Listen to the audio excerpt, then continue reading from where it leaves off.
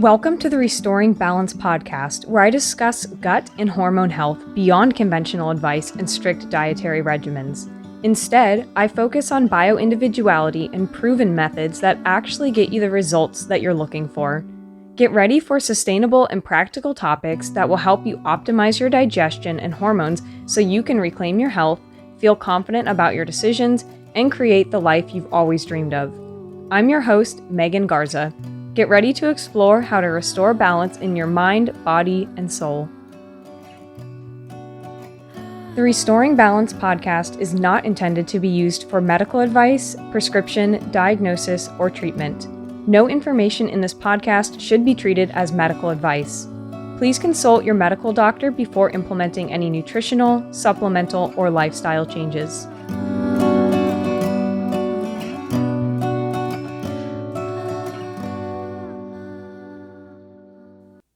Hello, everyone. Welcome back to the podcast. This is episode 31, and the title of today's episode is Big Food, Big Pharma, Big Trouble.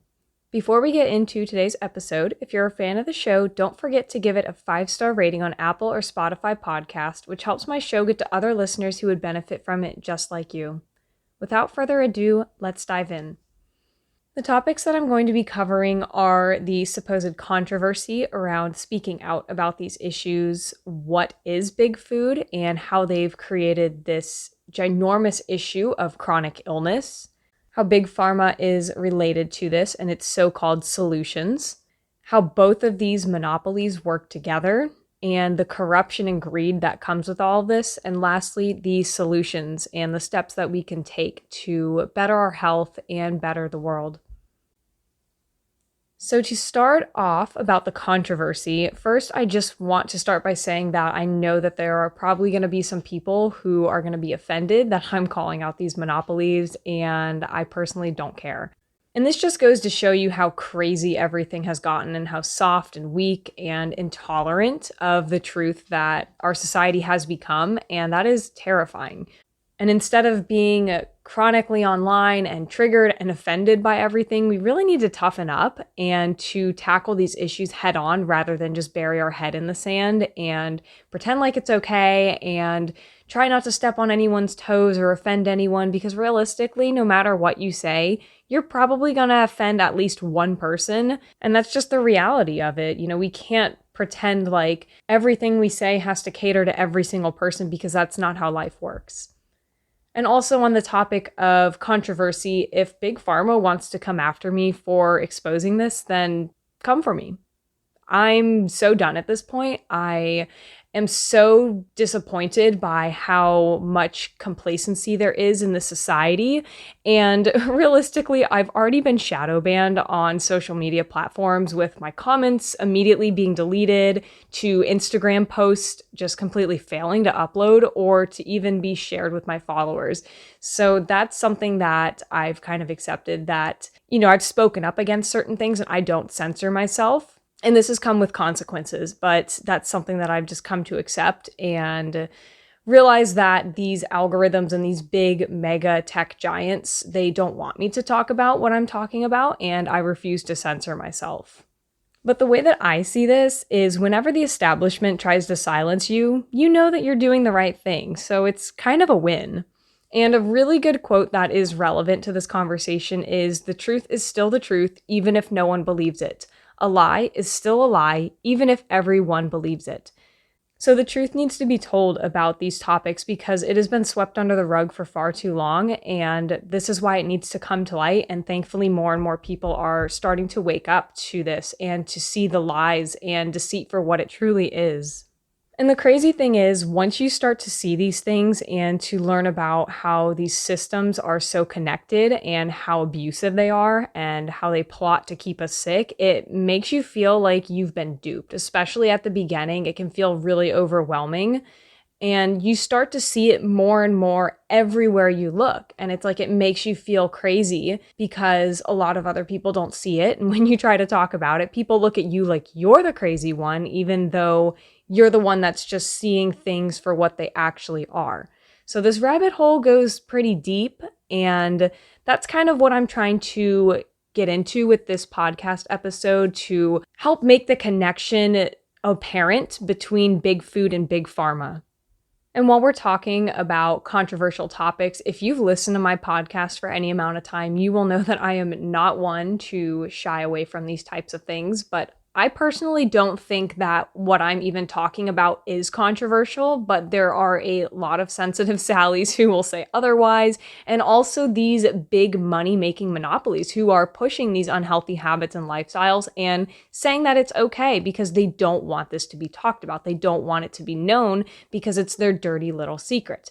And I cannot, in good faith, continue to stay silent about these issues because they're extremely important and more people need to know about what is going on. And what I'm talking about today is really interwoven with the issues that I'm trying to help women with, which is to heal their gut and to balance their hormones and to heal their bodies from the inside out by addressing the root causes rather than just using Band-Aid solutions, if you can even call it that just mask the symptoms. So you really need to know just how deep this deception goes in order to truly see past the cloak of lies that we've been shown our whole lives. And real quick, I just want to say a few things before we move on. So if you're new to this podcast and want to understand more about how to heal your gut, be sure to watch my free webinar. So this webinar details everything that you need to know about gut health with simple yet powerful foundations to help you build a game plan. So I cover the function of digestion, what causes dysfunction, the ways to bring back proper function, and everything in between, like sleep, stress, movement, which foods you should incorporate, which ones you should avoid, how hydration impacts your digestion, the nervous system's role in digestion, and so much more. So if you've been struggling with digestive dysfunction and you want to reduce your symptoms of gas, bloating, constipation, diarrhea, and heartburn, you need to watch this webinar. I will put the link in the show notes for you to check it out. Now on to big food. So what is big food? It's this large industry. It's a global monopoly that dominates the food supply. It dictates what gets grown, what's processed, packaged, and sold to consumers. So literally everything about the way that we eat and the way that we see food and grocery stores is directly caused by big food. And they also control the mindset around it and what we think is healthy through advertising and packaging and various other aspects that I'm going to cover later in this episode. These monopolies do not consist of hundreds or thousands of corporations. It's actually only just 10. So you have Nestle, Coca-Cola, PepsiCo, Unilever, Danone, General Mills, Mondelez, Kellogg's, Mars, and Associated British Foods. So it's really just a small amount of companies that control pretty much all of the food that you see on the shelves, especially the stuff that is in the center aisles that is not refrigerated or frozen.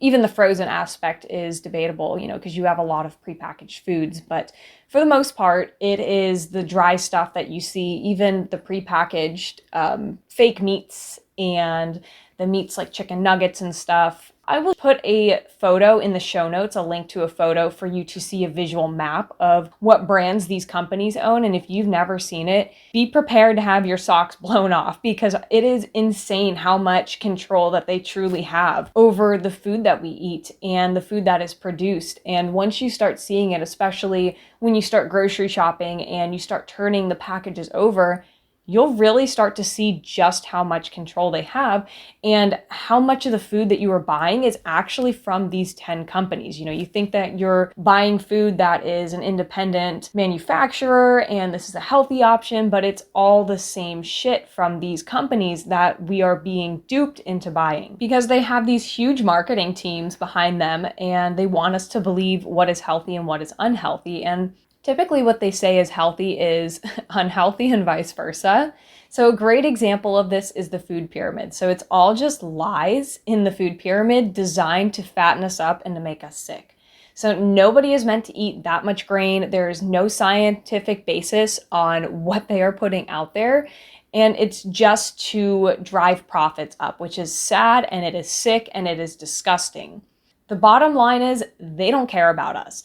They are prioritizing profits over people, and what they sell is addictive because it is designed by scientists to make us overeat and to get fat so that way we can make the system even more money. And this is why if you've ever tried to stop eating ultra processed foods, you'll probably notice that your brain is constantly thinking about them because there are chemicals found in these foods that trigger a response in our brain that makes it so that way it's addictive. I mean, you cannot tell me that people who are 300, 400, 500 pounds, even over 250 pounds. I mean, you cannot tell me that they are happy at that weight and that they do not have a problem with addiction, because nobody wants to be like that. Nobody wants to feel like crap when they wake up. They don't want their joints to hurt. They want to be able to have better mobility, to be able to get down on the floor and play with their kids, to go for a jog.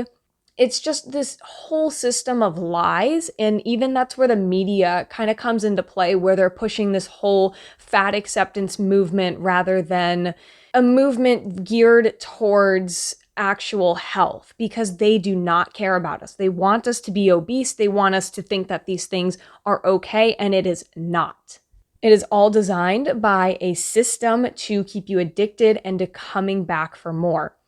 So a lot of times these foods and these cheap pseudo foods have dyes and fillers and additives and natural and artificial flavors and just all kinds of things that are terrible for our body. And you might be thinking like, okay, well, isn't that obvious that these foods are unhealthy? And the answer is yes, but no. And this is because society has been brainwashed over generations to just believe that it's okay to eat this stuff. And this was done with deceptive marketing and flawed research studies and the whole low-fat craze that pushed for more carbohydrates and sugar-laden products. And this brainwashing is why you've recently seen a massive uptick in the attack on meat, dairy, eggs, seafood, and other nutrient-dense foods, because they want you to believe that these foods that are healthy are actually bad for us, so that way we will buy more of the garbage that they produce. And this is part of the vegan agenda, and I say this from a place of love and understanding, because I was vegetarian as a teenager and I was vegan for a year when I was 19 because I didn't have any real understanding of physiology and what the body truly required for optimal health. So I'm not saying vegans are terrible people and they're all just idiots because they don't know what they're talking about, because I do get it. It does come from a place of love and compassion and wanting more for the earth and the animals. And, it's this very idealistic version of the world, but that is not how things work. I'm not going to dive deep into veganism because that is not what this episode is about, but there's a lot of fake foods in the industry. And I truly believe that there is a vegan agenda that is happening that is driven by big food to keep us from eating foods that are actually super healthy for us and to make us eat more of the stuff that they're producing. And again, the marketing team for these companies has a huge budget, and they really do understand human psychology. They understand what makes us tick, what pulls at our heartstrings, the fear, especially the fear. That is such a big one, is the fact that they know how to get people on board with things by using fear, because fear is one of the strongest emotions that psychology and the aspect of telling you what to eat, because you don't want to get heart disease. You have to go eat that cereal. That's heart friendly. That's heart healthy. Don't eat those eggs. That's terrible for your heart. So they truly do have a really big understanding of the human mind, and they prey on that, which is very sad. And all of this really started in the 1960s when Big Food was funding these studies. And this is why research studies cannot have conflicts of interest. And back then, they were not required to tell you who was funding these studies. So this is why a lot of the information that is out there on saturated fat and sugar and heart disease, the supposed link between saturated fat and heart disease, is so prevalent, because that narrative that is so old just continues to perpetuate regardless of how false it truly is, because they want us to keep eating processed foods. So the risk of eating processed sugar and ultra-processed foods was really downplayed, and instead meat, fat, and animal products got a bad rap and became the scapegoat for causing heart disease and other problems, which we know is not true, because saturated fat is healthy and it is good for the body. Many of the health problems that we see today actually began to rise as these ultra-processed foods were introduced. So things like vegetable oil and fat-free foods that were laden with sugar and refined carbohydrates, that is really what is driving the chronic illness and disease here in the world today. And to kind of further break down what I'm talking about when I'm saying ultra processed foods, I want to dive into what the 4 classifications of food are, just so that way there is no confusion and we're all on the same page. So at the top of the list, the ones that we want to be striving to eat for a majority of our time would be unprocessed or minimally processed food. So food that has not undergone processing or it underwent minimal processing, like grinding, fractioning, and pasteurization. So things like ground meat, dairy, fruits, vegetables, legumes, lean cuts of meat, roasts, pork chops, eggs, grains, and starchy veggies. So when I say meat, I'm not talking about processed meat like bacon or lunch meat because these would fall into the ultra-processed food category. Then we have processed culinary ingredients. So this would be derived from minimally processed foods used for cooking and seasoning. So things like sea salt, sugar, butter, healthy fats, and cold-pressed oils. I'm not talking about vegetable oil like canola oil, cottonseed oil, grapeseed oil, and the like, because that requires a modern process that uses industrial equipment, deodorizers, and hexane, and it is not minimally processed by any means. I would put that in the ultra-processed foods category because that is more what it resembles. It is an ultra-processed food that should be avoided. Then we have processed foods. So these are unprocessed or minimally processed foods or culinary dishes which have extra processed ingredients. They're not industrialized using large equipment or expensive methods. So for an example, I would include things like a jar of canned vegetables or meat with salt in it. So things like sardines, tuna, canned vegetables, a loaf of bread, pasta, cheese, sauces, healthy mayonnaise, purees, and also jellies. So these are not necessarily bad if you know what you're looking for, like sourcing it properly, making sure the ingredients come from a good source. So for example, you could be eating processed bread or ultra-processed bread depending on what brand you are eating. I buy sourdough bread and the ingredients are organic unbleached wheat flour, water, salt, and organic barley malt. So compare that to another bread that you typically find on the shelf like Wonder Bread or something that has well over a dozen ingredients. It doesn't even really resemble bread. And if you tasted this Wonder Bread compared to like a homemade sourdough or store-bought sourdough, you would 100% taste the difference. And I don't even think I would be able to tolerate Wonder Bread because of how much my body has adapted away from processed foods and ultra processed foods. So, the devil really is in the details when I say processed foods. I'm not talking about things like pasta, cheese, sauces, because these can be a healthy addition to a diet, depending on what the sourcing is and where you're getting it from. And last on the list, the most evil one is ultra-processed foods. So these are from food products that are usually made in large factories in big containers that'll chop, mix, and mush the food items together to make it palatable. If you've never seen a video of how ultra-processed foods are made, I would highly encourage you to go research that and to look it up because it's pretty disgusting. The stuff that comes out of those machines is like this nasty looking sludge and it doesn't even resemble food. You would not want to eat it unless they put the chemicals in there to make it hyper palatable, which is what they are doing. Some foods or frankenfoods that I would include in the ultra processed category would be things like infant formula, cookies, ice cream, cakes, frozen microwave meals, chicken nuggets, canned soup, frozen pizzas, frozen hamburgers, and soda. And again, I would argue that seed oils are under this category because of the process that it takes to make them.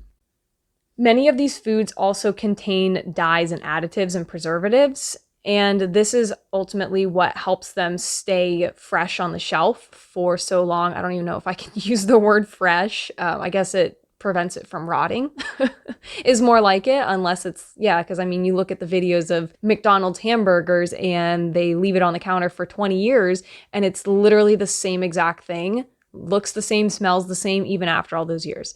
So these foods are very convenient, but they have no nutritional value. They are not an essential part of any diet for anybody on this planet, and they are very harmful to your body. And you might be thinking like, yeah, okay, I'm not exactly in the category for heart disease or obesity and I eat these foods, but if you are dealing with gut and hormonal imbalances, you have to stop eating this stuff. Like, it is a non-negotiable because it is terrible for your health and it disrupts your hormones on so many levels. So if you are having gut problems, stop eating this stuff.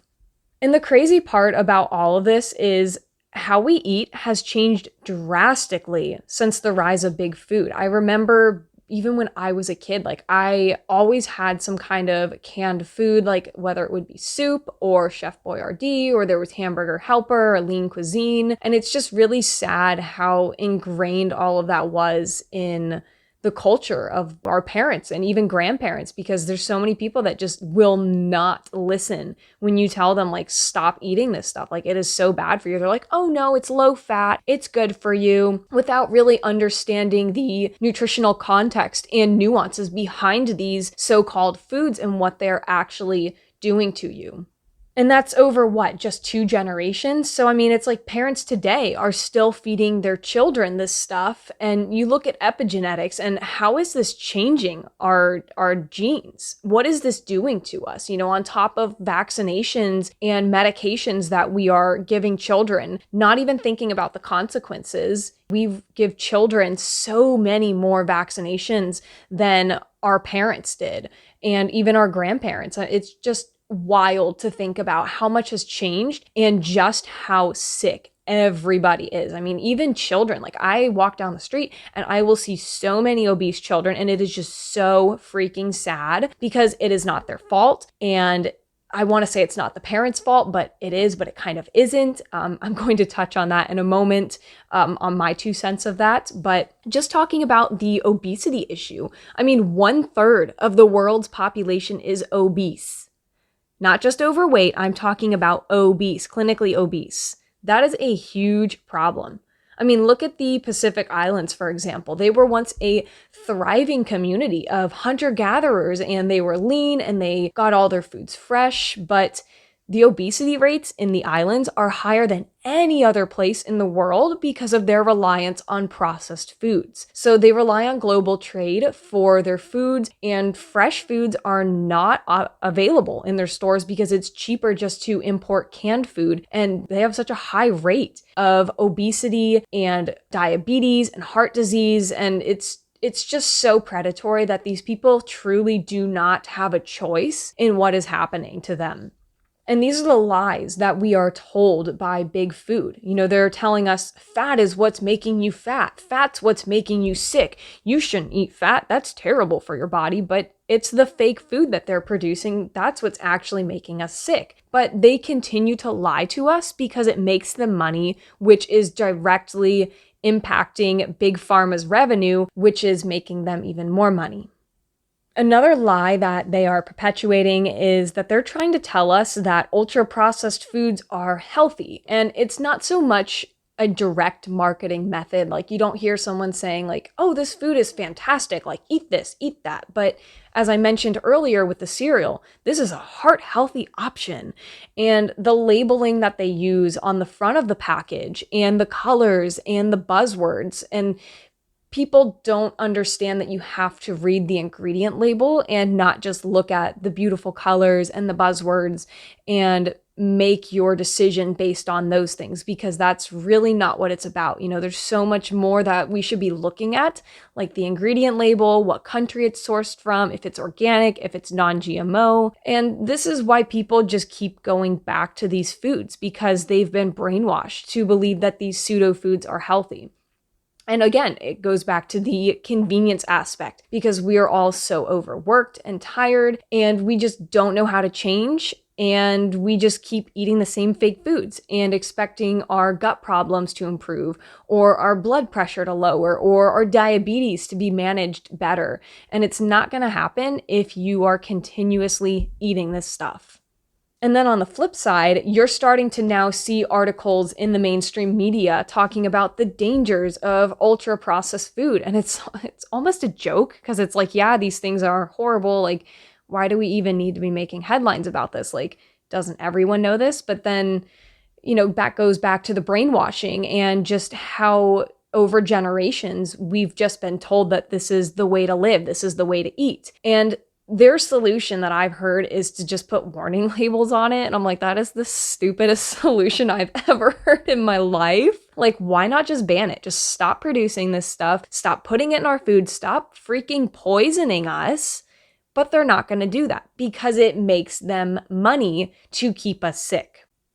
And another really sad aspect of all of this is when you see dietitians who sell their soul to big food and promote this crap as healthy. Like, I've literally seen dietitians on the internet saying that these foods can be eaten as part of a healthy diet. And I feel like that's almost violating the Hippocratic oath that they took, thou shalt do no harm. And when you're lying to people because you are being sponsored, you're a terrible human being. Like, you should be deeply ashamed of yourself. You are contributing to the obesity problem in the world and the health problems that people have, because no amount of this processed food is ever going to be healthy for us. And I'm very aware of this. I'm not saying that you should live in a bubble and you should never treat yourself to anything tasty ever again. I know that is not realistic. However, I am realistic and understanding that there's a balance to be had with all of this, but I'm also not lying to people and saying that eating these foods is healthy. So do I enjoy an occasional slice of cheesecake or a slice of fresh pizza or chips cooked in olive oil? Yeah. But I also do look for minimal ingredients and better sourcing, and they're a very small part of my diet. It is a treat. It is not something I actively seek out to eat every single day. It's something that I will rarely eat, and it's something for pleasure because it tastes good, but I'm also not lying to myself and saying, oh, this is so healthy for my body. Yummy, yummy, because I know that's not true.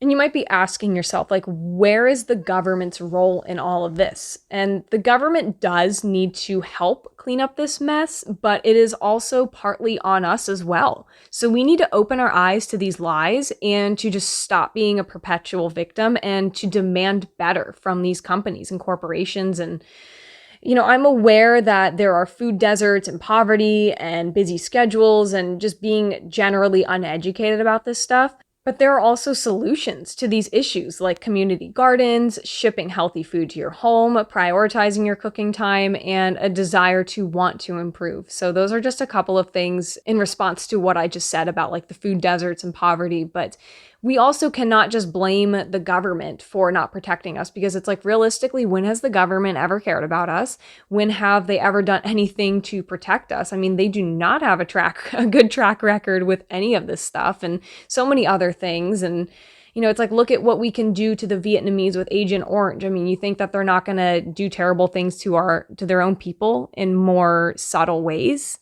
I mean, come on. We can't be that naive to think that they're here to protect us. We have to protect ourselves and really stand up for what is right, because we do have the power to do something about it. We keep letting the government walk all over us because the majority of people just don't know, or they think that they're so powerless, or they just don't care. And all of that is just really sad.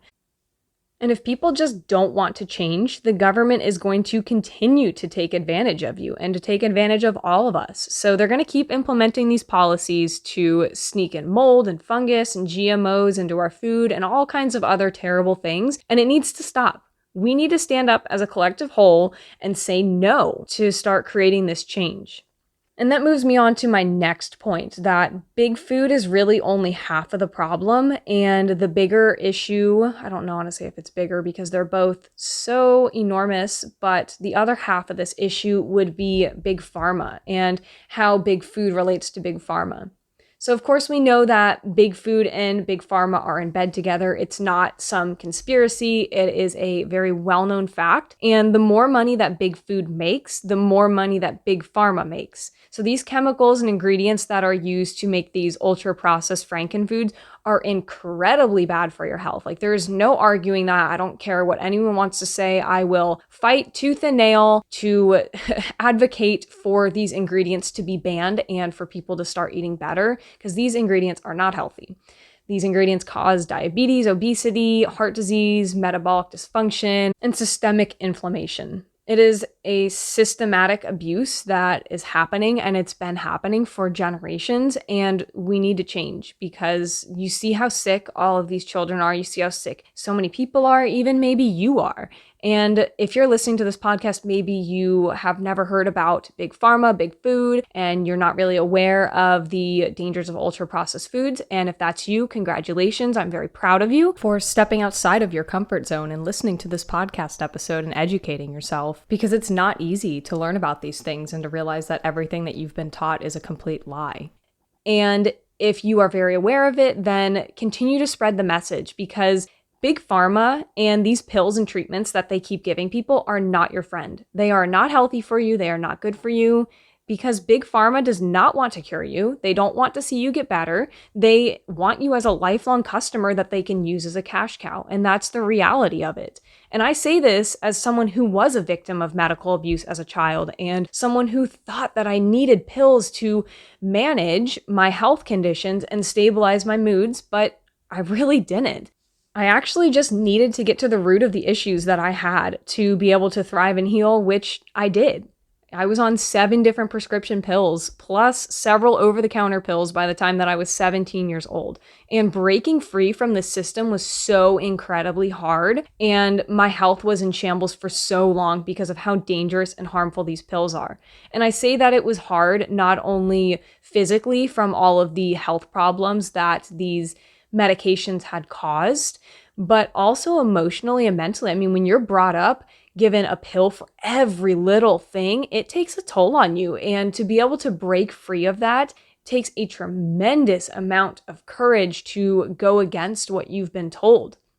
And if you want to learn more about my story, it's episode 26, called From Being an Over-Medicated Child to Living Prescription Free.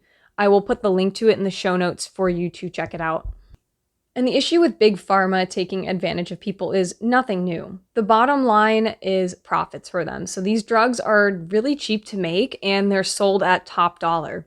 If you've ever researched anything about different countries and how much their medication cost, I understand that there are different factors like different healthcare systems and such, but we are being overcharged like crazy for medications because they know that people are under the impression that they need these pills to survive, and they don't know any better because big food is taking advantage of them. So people are going to pay the top dollar in order to keep themselves alive. And we've been convinced that we can't survive without pills, and that we just have a pill deficiency and this pill is going to fix it. And we're told that the mind and the body are just stupid and it cannot heal itself. Maybe not in so many words in such a direct way, but that's really the message that you get from the mainstream media about how the body is incapable of actually healing itself. And this could not be further from the truth. There's so much that we can do to help our bodies heal and to alleviate these ailments that we have. And telling people the solutions that are actually going to heal them and cure the body of illness and ailments, it would just lead to them losing money, which is why they don't do that, because it doesn't make sense from a profit aspect. So they choose to use a symptom management system rather than tackling the root cause. So they do this with treatments and pills and surgeries and procedures, and all of these things come with a lot of side effects, especially the pills. And when you start taking these pills, you're going to start having side effects. And those side effects are going to be quote unquote remedied by more drugs to help manage those side effects. So it's really like this spiral that you get sucked into once you start taking prescription medication, because it is going to come with some kind of side effect. And then you look at things like stimulants or Ozempic, which have an effect on weight loss. And a lot of times these pills you have to stay on for life, especially something like with Ozempic. If you've ever looked at some studies from Ozempic and you see the trend of weight loss and weight gain before, during, and after taking this pill, it's crazy. You actually gain weight back after you stop taking Ozempic, and it screws your body up on so many more levels than before you even started taking it. And it's like the doctors don't even tell you about any other alternatives, because why would you need to change what you eat? You can just take this miracle drug and everything will be so much better. And, the problem isn't fixed with this pill. It's just a Band-Aid. And like I said, the side effects from these pills can be very severe and even permanent, even after you stop taking them. So it's really sad that these pills are being pushed as normal and healthy with little to no discussion about side effects and long-term impacts of that. And then you also have pills like statins, which are useless and don't address the root cause. Also antibiotics for acne, you're just screwing up the gut microbiome even more.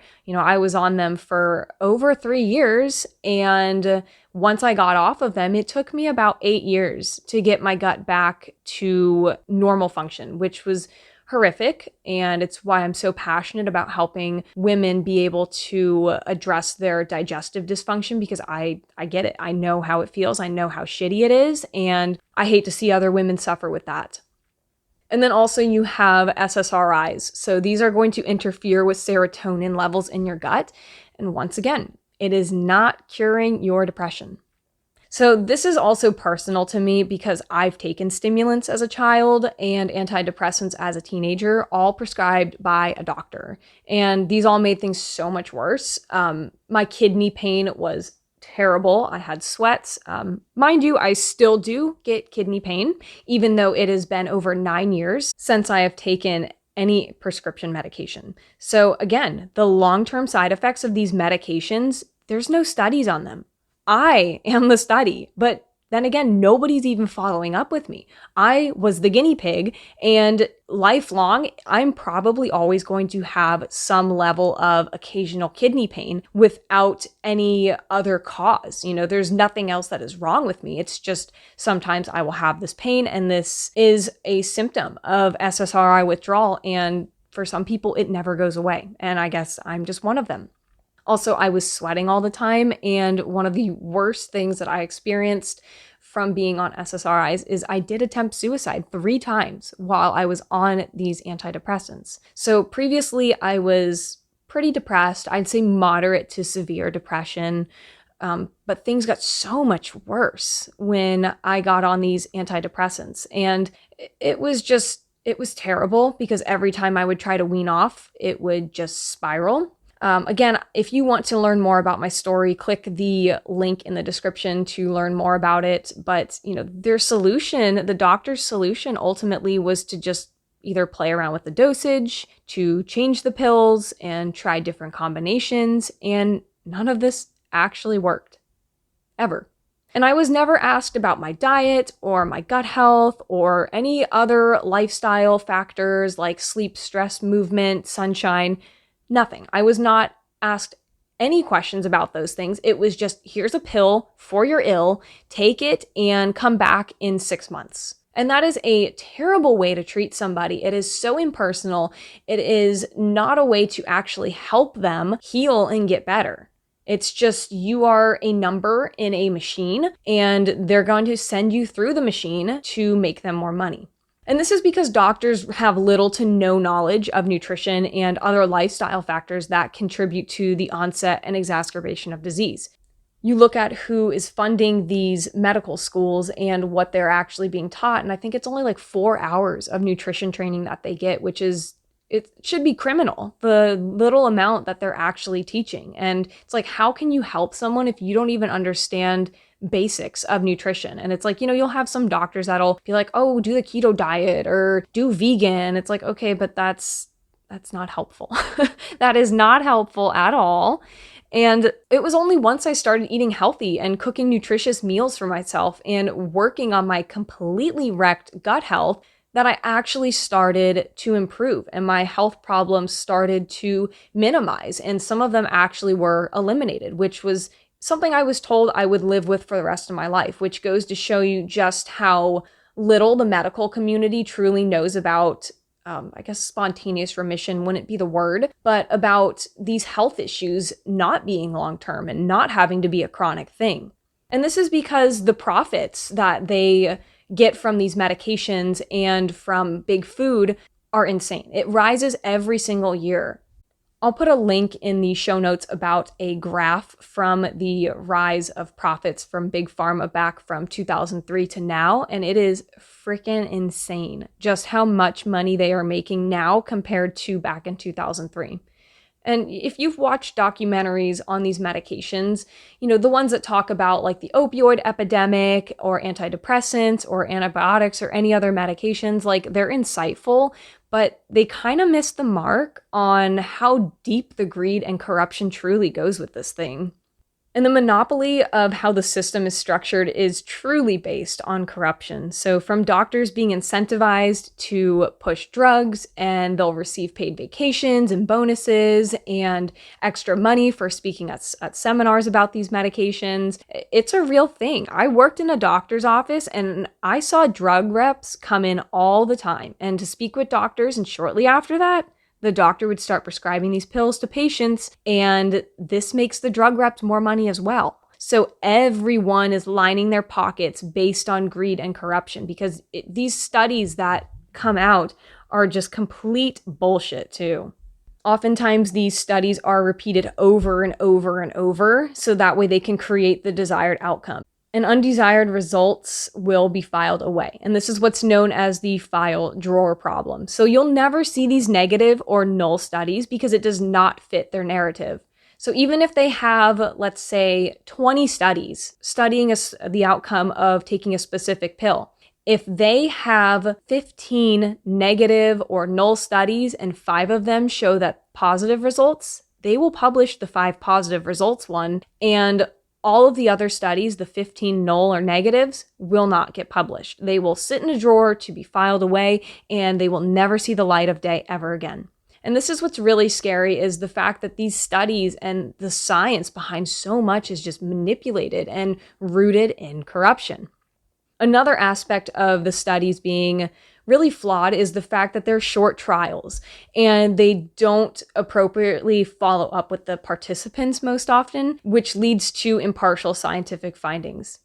And another really crazy aspect that I spoke on a moment ago about medical schools and who they're funded by, they are just brainwashing their students to believe what they want them to. And they're funded by pharmaceutical companies. So these pharmaceutical companies are directly paying for medical schools.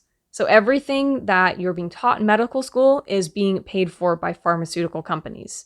So is that really in your best interest as a medical student to just learn what pharmaceutical reps and companies are trying to teach? And this is what's really sad, is that they do not teach doctors how to prevent disease or the real cause and root cause of cancer or any other health issues. They just teach them how to diagnose, write a prescription, and get the patient coming back for life. And many of these studies in these textbooks are just based on old and flawed research methods. And it's really sad that these books cannot be used for something good because it is just deeply rooted in greed and corruption. And this whole medical industrial complex was founded and funded by the robber baron John D. Rockefeller, who was notorious for exploitation and putting people who were in his circle in positions of power rather than those who were truly qualified. And he was actually the reason why homeopathic doctors and natural medicine doctors and chiropractic work and other natural health remedies was just deemed as quackery. And my question is, why, instead of banning and demonizing these methods, why didn't he subject them to the same rigorous scientific testing methods as his supposed new and improved modern medicine and techniques? Makes you kind of wonder. Oh yeah, because these findings would not provide the outcome that he wanted. Instead, the pills that he was pushing manufacturers to create were petroleum derived. And guess what? he owned the Standard Oil Company, so he would make even more money pushing petroleum-based pills. So then again, this whole system that we are currently in is well over a century old, and it is just rooted in corruption and greed. I mean, there's nothing about what he did that truly wanted to help people. It was very rooted in just profits. And while some of the methods and things that have came out of modern medicine are fantastic, it is life-saving, and I definitely give it a lot of credit for that, trauma care, things like that. But as far as chronic illness goes and what we are teaching doctors, we are severely lacking in that aspect. And it is very heartbreaking and unfortunate that it has even gotten to this point, because you just see so many people that are sick and there's just nothing good about what we are doing to people.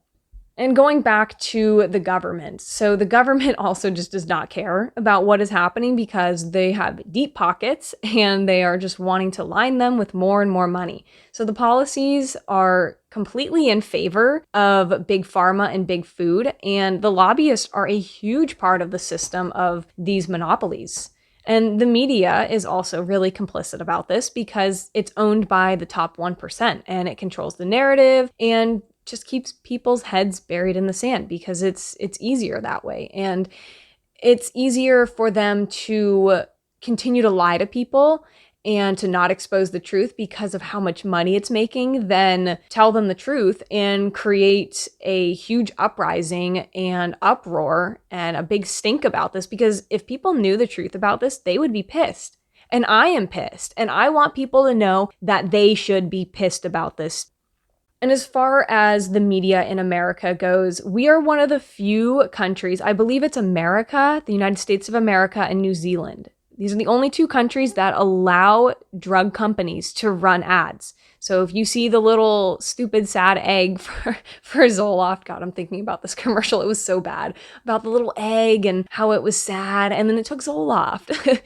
These ads, it's like we're one of the only countries that actually allows drug ads to play on the television. And this goes to show you that the media also runs commercials for big food because they want us sick, fat, and chained to the system. It's like every single ad that I see about food, it is some crap that we should not be eating.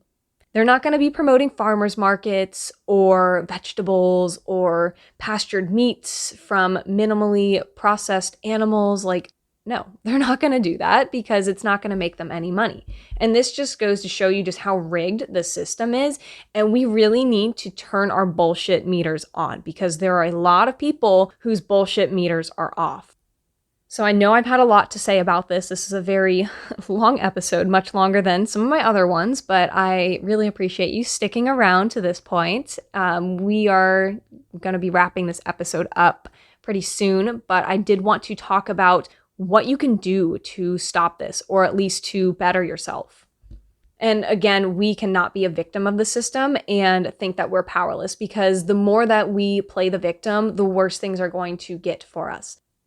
But the one simple solution that we can all do is to stop eating processed junk and sugar and instead eat a nutrient-dense whole foods diet that consists of animal products, grains, legumes, beans, nuts, seeds, vegetables, fruits, everything that comes from the earth, not in a processed form, and leave all that other shit to the side, because this is going to reduce your inflammation naturally and you will feel so much better. Your blood pressure will start to improve, your diabetes will start to improve. Everything about how your body functions is going to improve once you stop eating ultra-processed foods.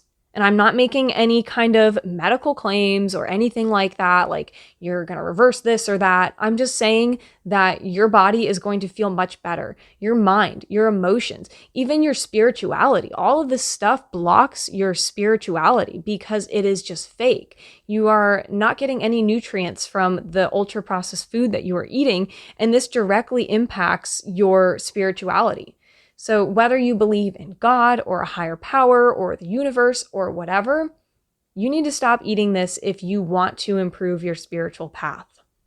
And it can be really hard to stop eating this food at first because it might be all that you ever have known. But maybe replicating a meal that you like with something fresh. If you like hamburgers, go out and buy sourdough bread with some fresh lettuce and some ground beef and make your own hamburgers, or make spaghetti with some spaghetti squash and organic pasta and some fresh meat. And it's going to make a huge difference. So really just taking small steps at first and really ditching all of these chemicals because they are incredibly harmful to your body. And like I said, at first, it's going to be very difficult because you are addicted to these chemicals that you are eating. Your brain is screaming at you for them to be put into your body. And, this is why when you eat these foods, you don't feel satiated, you don't feel full because there's nothing in there to satiate you. But once you start eating real whole foods, you're going to be able to go longer periods of time without eating and feeling cranky, which is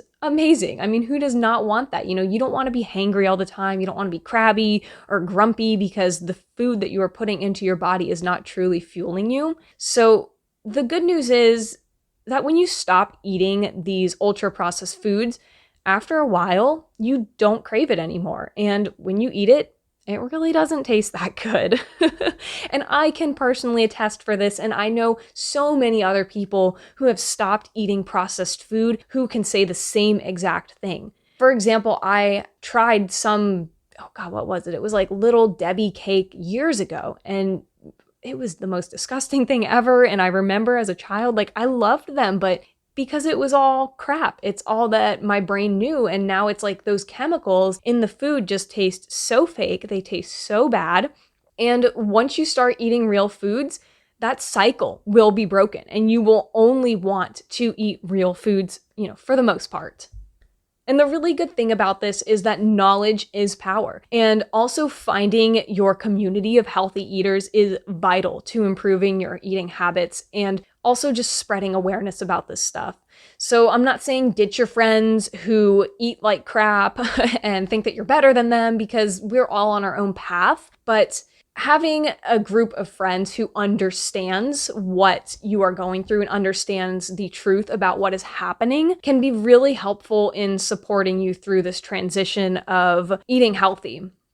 You'll probably find these people at farmers markets or at a grocery store like Whole Foods. I don't even want to say a luxury grocery store because it's not a luxury to want to eat healthy. I think that's the most ridiculous thing that I hear from people is saying that I'm picky or that I'm too hard to cook for. And, that's another topic. But regardless, these places are going to help you open up to find people who are like-minded and who are on the same journey or are just starting out on the journey. And it's that support is going to bring so much change that is going to feel much easier rather than so much resistance that you might get if you are hanging out with mostly people who are not letting you grow and be better. Also, places like Instagram and Facebook, there's a lot of interesting groups on these platforms to help you meet up with people who are in the same headspace and mindset that you are. And also just spreading awareness. So many people are sick from this broken and predatory system, which is why we need to change and we have to want to change. So we're not thriving as a society, and you can tell when you look at people look very sick. They do not look well, and we deserve better. So start talking about it. Share this episode with your friends and family. Be brave, because the more that we ask for change and we vote for change with our dollars, the more these monopolies are going to be forced to change because there are more of us than there are of them. And fortunately, we have so many options now, and we have so much ease of access to knowledge with the internet that there is no reason to remain uneducated and compliant and complicit with these issues at hand. And that's really it for this episode. I really hope that it inspired you to make changes, to eat healthy, and to stand up for our God-given right to eat these healthy foods and have a thriving mind, body, and soul, and to really speak up and share your truth and share this truth. So please start by sharing this episode with everyone that you know, because there is power in numbers. And if you're not part of the health and wellness group with Megan Garza Wellness, please sign up for our weekly newsletter. It is completely free and packed with so much information about natural health and wellness relating to digestion and hormones. You can find the link to sign up for the newsletter in the show notes. And that's really it for today. Thank you so much for listening, and be sure to share this episode with your friends and family so we can start seeing the change that we so desperately need in this world. So just remember to take it step by step and to keep learning on your wonderful journey of wellness.